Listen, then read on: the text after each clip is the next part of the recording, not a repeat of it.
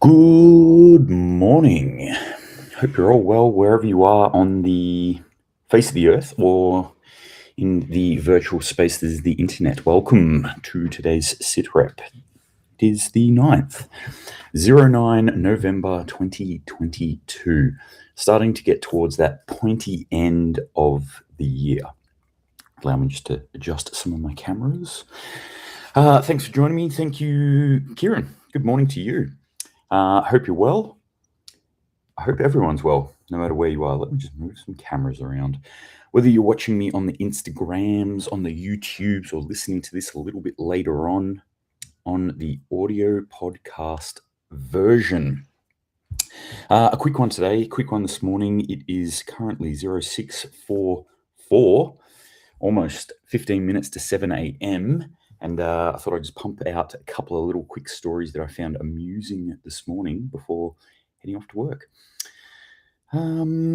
Just as a reminder, really, what's going on in the world. So for those who haven't joined before, this is where we pour through a couple of stories and have a look at it from the perspective of prepping, how to keep ourselves more prepared for an uncertain future, although I feel like that future is becoming a little bit more certain now. Feel free to disagree with me, but right now things are quite tumultuous. Not to say it's all doom and gloom, and I definitely want to steer clear of being doom and gloom. Just give you enough doom and gloom in order to inspire or light the fire under your ass so that you start preparing as a responsible human being. Kieran says, awesome blood moon eclipse last night, bloody spectacular. I was out to dinner with my brother and his wife. Very exciting. He's moving across the country to basically, where I live. So I was hanging out with them last night and then was driving home and kind of crested over the hill, and there was this huge moon right in front of me. I did miss the actual eclipse though. So if anyone's got some cool photos, send them to me. I want to see it. I'm sure my feed will probably be filled with them throughout today. All right. What does that mean? What does that mean? Eclipse, blood moon eclipse. Is it a sign from the heavens? Whatever heavens you happen to particularly adhere or believe in. I'm sure there's some astrology folk flipping out. Something's in alignment with something. Maybe some biblical folk saying this is the sign that we're looking for. I don't know. If you're like me and you're a big believer in Odin and his crew, who knows what that means? But it does mean that the Earth was in alignment between the moon and the sun. That's definitely what it means. And apparently it's affecting the price of butter. No, it's got nothing to do with butter, but butter price hikes are being seen, especially in the US at the moment, but all throughout the world.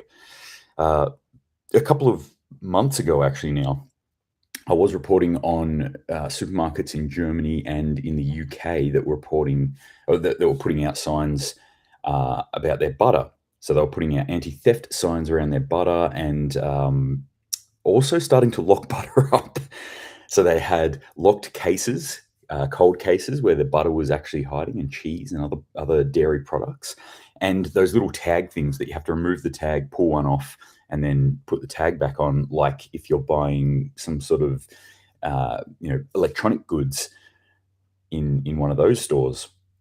So to stop them being stolen, they have these little lock things, but they had them on butter, which I thought was pretty interesting. They're putting tags on butter so that if you walked out with that butter, it would set off the alarms without it being scanned. So interesting stuff. What are we seeing? 26.6% increase in price from last year in butter. On top of that, the storages of butter, cold storage of butter, is down 18%. So almost 1/5 less butter than they had last year in the US, and the price has gone up a quarter of what it was. Pretty bad sign. So for those who don't know, butter is kind of, generally there's an overflow of milk products, and then the overflow gets turned into butter. So what they're not selling for milk, they're turning into butter.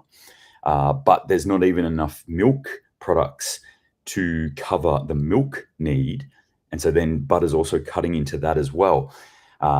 Across the board, dairy products are being increasing in prices, decreasing in supply, and this is mainly, well, what they're saying this is mainly due to is from the drought, the horrific drought that they're seeing throughout US and other parts of the world. That is still there. I haven't talked about it in a little while, but it's still happening.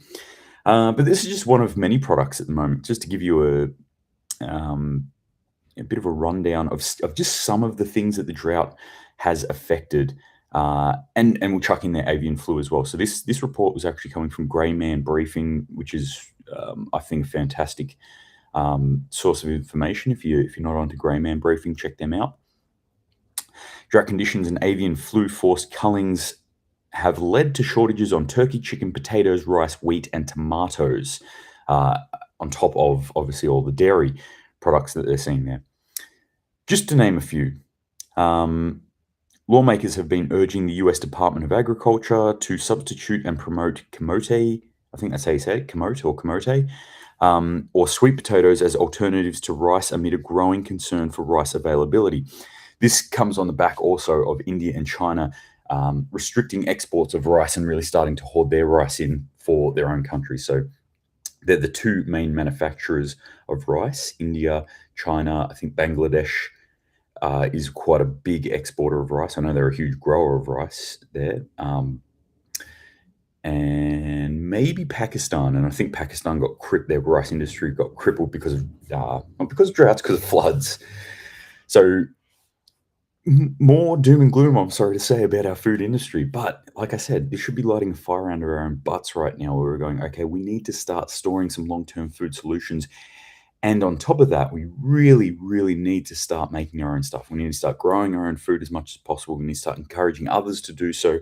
We need to start increasing the use, the growing and the selling of food within our own communities. One thing I always try and do, where possible, is buy stuff from my own town, from people who are growing stuff in my own town, whether that is, somebody who went out hunting. I'm like, yep, sweet, I'll swap you something that I've hunted. Or you've got pigs and you've just killed the pigs. Yep, hey, here's something for that. Maybe we can cook that up in the barbecue or swap that, even though, to say that I was buying pigs from someone would be totally illegal in Australia. But you get my point. We can put our money where our mouths are and start to actually encourage others within our communities to do this. Kieran says that's what happens when governments order farmers to destroy their livestock. Yeah, that is what happens. Ooh, I can put people on timeout. That's awesome. Sorry, I just had a bot spamming me in the YouTube comments, so I just put them on timeout. I didn't realize I had that power. You're on timeout. So interesting stuff there coming out of the food industry with the US, but this sort of stuff isn't just happening in the US. Obviously, this is happening all around the world. All right, let's jump into this little story here. Scientists are warning that Earth needs to prepare for an alien encounter because time is running out. Scientists are warning humanity not to let our guard down when it comes to the potential of extraterrestrial life. A new group at the University of St Andrews in Scotland wants to put together a plan for what to do if we encounter aliens here on Earth. That's a pretty crazy thing to do. I think that is kind of crazy, but also it kind of makes sense. Like, if I think about this from a prepping perspective, there are things that I prepare for. I mean, I prepare mainly for the knowns, for what happens in life, right? So I am prepared for what happens if my car breaks down or if I need to change the tire on my car. I'm prepared for what happens if I lose a job. I am prepared for what happens if there's a lockdown or something like that. But I'm also, that's the everyday sort of stuff, and that's the most likely. When we talk about risk management systems, quite often you'll hear these two terms, likelihood and consequence. So you look at a problem, you go, what's the likelihood of that happening and what's the consequence of that happening? Because that will actually dictate the amount of effort and resources that you're going to allocate to that, or should at least. So for example, if I think about a world-ending meteorite hitting the Earth, right? Should I prepare for that? How could I prepare for that? The likelihood of that happening, I think, is extremely low.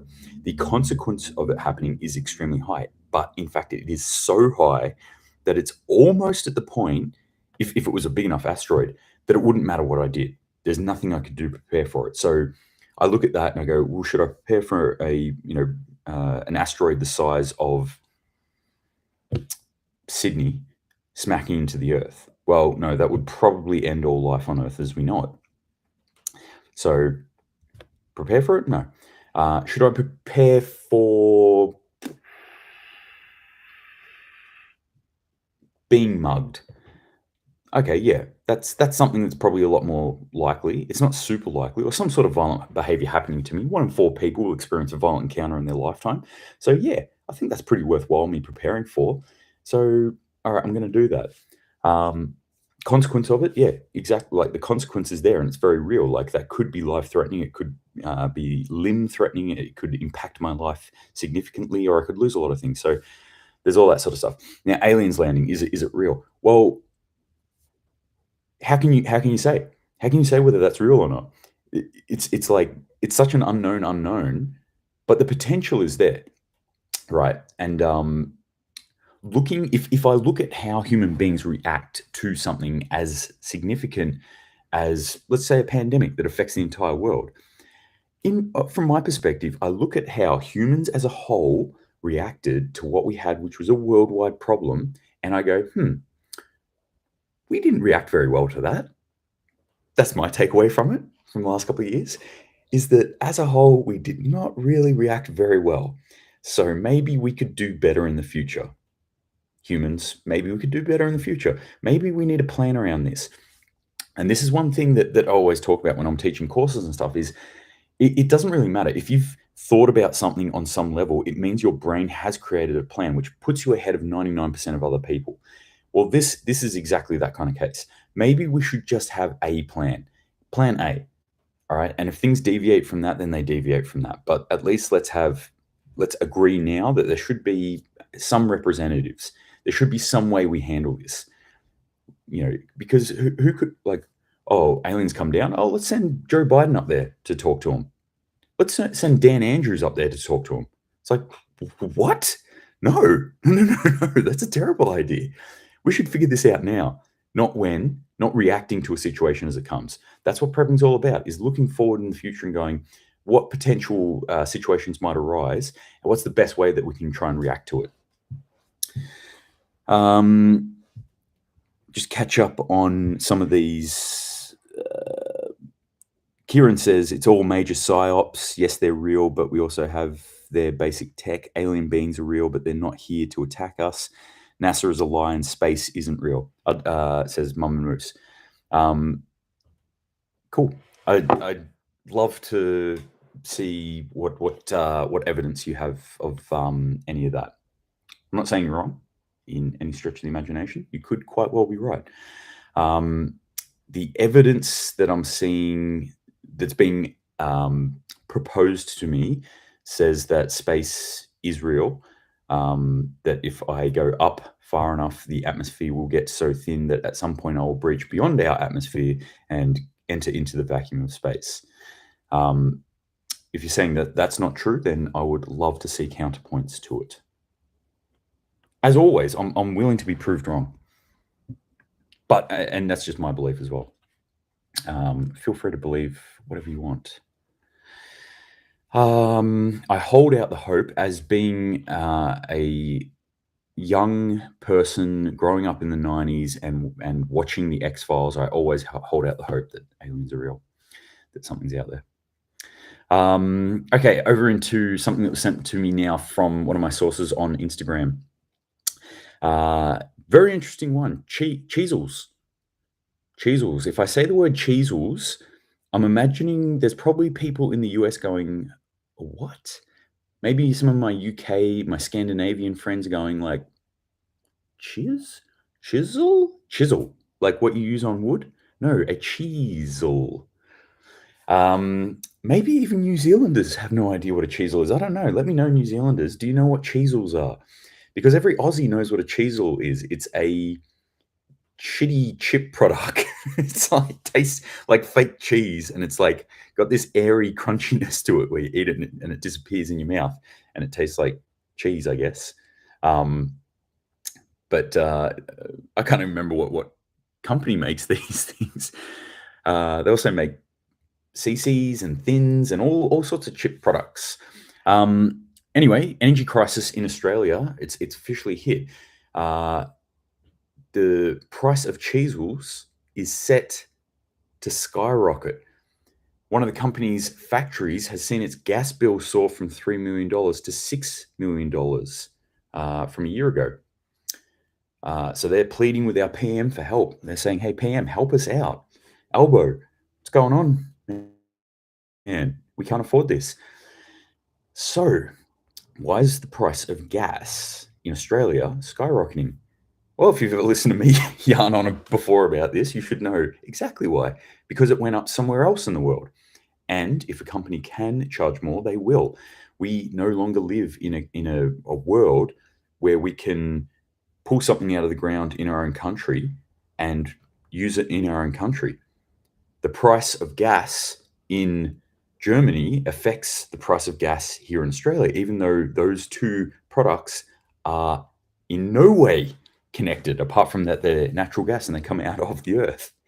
So natural gas pulled out of Russia, which gets sold to Germany, which got shut off, which increased the price in Germany, has ripple effects where natural gas pulled out here in Australia and gets sold to Australians costs the same amount. Doesn't make any sense. But now your cheesels are going to go up. Really shouldn't be eating cheesels anyway. It's not real food, and it's pumped full of all sorts of nasty shit. But that aside, it's a good indicator to show us what is wrong with the world right now and how shit things are going right now, in what direction our food industry is heading. Not in a good way. This is energy prices. See how this ripples out. See how this takes food off the table. I mean, if you're feeding anyone cheesels for dinner, something's very wrong. I can't help you. Nothing I can say here can help you. But some pretty worrying signs that are happening out there. Another one sent to me by my source, which I was just like, what the actual fuck is going on? All right, this is a WTF moment for me. News.com.au, which is reporting on a New York Post report showing, and I thought maybe this was tongue-in-cheek. I thought maybe this was some sort of satire, and it is not. They're just legitimately reporting on this. Vegan burger hyped for tasting like human meat wins award. If you've ever had the desire to taste human flesh, you've now got a chance to give it a whirl between buns. Swedish plant-based brand Oomph created the unusual flesh-flavored burger, which won a silver brand experience, blah, blah, blah. Won some fucking award. I don't really care about the rest. Okay, for starters, why? I think it's some sort of like Halloween gimmick, like zombies, you can eat flesh, human flesh. Who wants to do this? Secondly, vegan burger, gross. No, stop it. Burger means meat, all right? It means actual meat.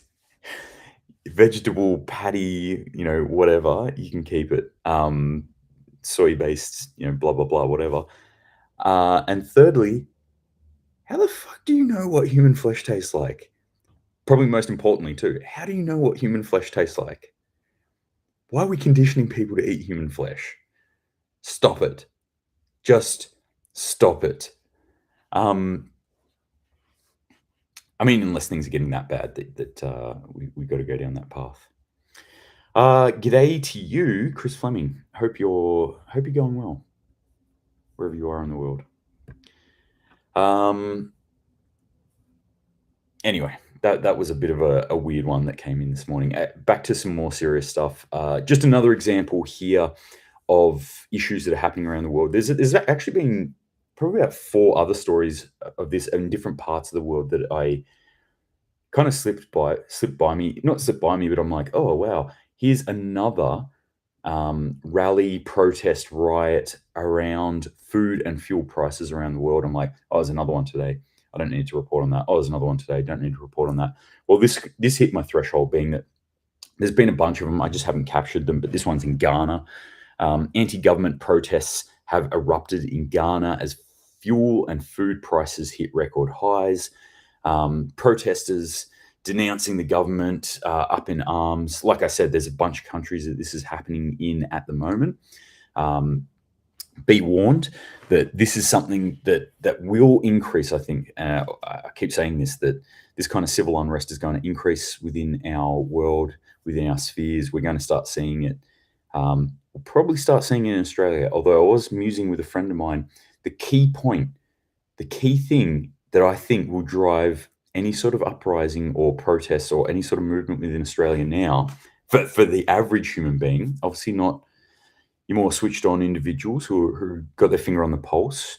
There are people who have been protesting for 2-3 years now, against things like lockdown measures, against things like vaccine mandates and all that sort of shit. So you're more savvy, you're more switched on people. They've been onto this for a while. But what's going to drive your average lada dumb Aussie to get up off their fat ass and actually say, like, yo, this is not freaking good enough? It's going to be the roads. Roads are falling apart here in Australia. I don't know what they're like where you live, if you live in Australia, but everywhere I live, even in the big smoke here, they're falling apart. People are pissed off about it. I hear people complaining about it daily. I'm like, oh, finally something to make you rise up is the roads. A counterpoint to this, being a libertarian, I'm always talking to people about like how shit the government is and how we do not need the government. The first thing I can guarantee, this is like argument one. This is the beginning and the end. This is the alpha and omega of arguments for government. Oh yeah, but taxes help pay the roads. Taxes help fix our roads. It's like, okay, all right. Are they? Where are your taxes going right now? If they're not fixing the road, have a think about that. Why have we got 30, 40, maybe even sometimes 50% of your hard-earned money going directly to the government? Where do you think that's going? Because I'm looking around at the moment, it sure as fuck ain't going to my roads. So maybe have a think about that. Speaking of elections and governments and such, the US has entered into the depths of their midterm. So keeping an eye on that, seeing how things fall out. Hit prediction, think it's going to be Republican switch over there. And I think my take on it is actually that's probably going to be short-term a good thing. I'm not saying I'm pro-Republican by any stretch of the imagination. But I think it will stabilize things like markets for a little while. It'll kind of kick the can down the street. Let me put it this way. I think at this point, if Democrats were to get in, I can't see how they would do it, and it would not be some sort of fraudulent activity. And I think people know that. So if there is Democrats in wholesale, then I think people, we might see, I don't want to say the word civil war, but it'll be a pretty big deal. It'll be a pretty big deal there. There'll be people out in the streets for sure. Anyway, that's what's going to happen. I'm pretty sure it'll be a Republican. Again, if I was a betting man. All right, I'm going to wrap it up there for today, gang. Thank you very much for joining me as always. I really appreciate it. Thanks for everyone who's been hitting the subscribe button on YouTube, been giving me the thumbs up and the likes and the love on Instagram, and those who are downloading the podcast always. Thank you very much. I appreciate it. Hopefully there's something in my ramblings that helps you become a more responsible, self-reliant human being. And if not, maybe just something that made you chuckle. Aliens. Think about that today. No, keep working on your preps. As always, don't need to necessarily prep for aliens landing, but it's always a good thing to have a little bit extra in your household. So keep prepping today, keep thinking about that food system, because it ain't getting any better. And it will not for 1 year at least, maybe many years. So just think about that. Let that light the proverbial fire under your butt and move you to be inspired to do some stuff today. Thank you very much, Sigilla Wood. Appreciate you joining me. All right, gang, stay safe out there. Keep your eyes open. Get your hands dirty in the garden if you can. And until next time, Semper Paratus.